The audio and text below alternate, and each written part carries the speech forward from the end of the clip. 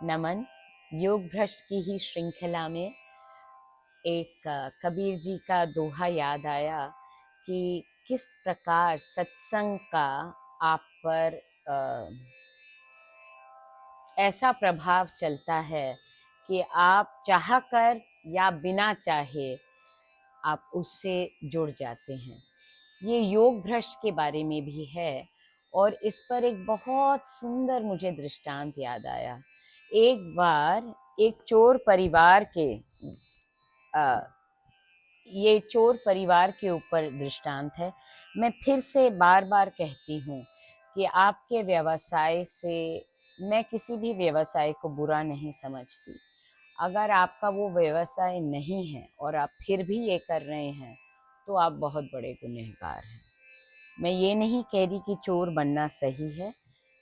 This is not about the moral, this is about a parable कि कितना सत्संग आपके लिए भरपूर हो जाता है और किस तरह ये योग भ्रष्ट की श्रृंखला का पहला कदम बनता है।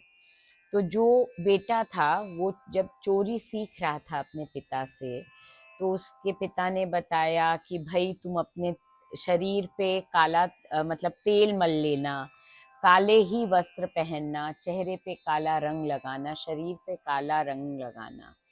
ये सब आपको इसलिए बताया जाता है ताकि आपको कोई पकड़े तो आप बाँह छुड़ा के भाग जाएं। और गुरु भी स्निग्ध कहा जाता है गुरु को, वो भी हमारी पकड़ में नहीं आते क्योंकि गुरु हमें सूरज दिखाते हैं और हम उनकी उंगली पकड़ के हम चोरी कर बैठते हैं। तो really these are both truth. गुरु को भी स्निग्ध बनाया जाता है और चोर को भी। तो उन्होंने, पिता ने सारी ट्रेनिंग देने के बाद बेटे से कहा, एक अपने जूते में हमेशा रुई रखना। तो बोला कि क्यों पिताजी, रुई क्यों रखनी है अपने पास? तो बोला कान में जहाँ भी तुम्हें लगे कि सत्संग हो रहा है और चोरी करनी है, या तुम आते जाते भी कहीं भी सत्संग चल रहा हो, तुरंत कान में रुई ठूस देना। तो बोले पिताजी ये क्यों? बोले अब मैं आपको बताती हूँ कि ये क्यों। एक घड़ी आधी घड़ी, आधी ते पण एक घड़ी आधी घड़ी, आधी ते पण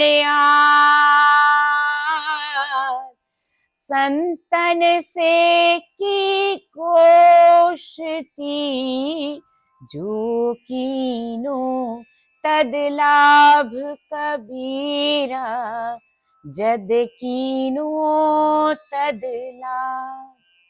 उसके पिता ने कहा कि एक घड़ी, आधी घड़ी या उससे भी आधी अगर तुम्हारे कान में कभी पड़ गई सत्संग, तो फिर तुम ये पेशा नहीं निभा पाओगे। इस व्यवसाय को तुम स्वतः छोड़ दोगे क्योंकि तुम योग भ्रष्ट हो जाओगे।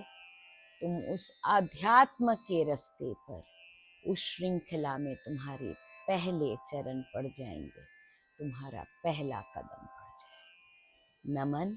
योग भ्रष्ट की श्रृंखला में और आगे और आगे। वंदे मातरम।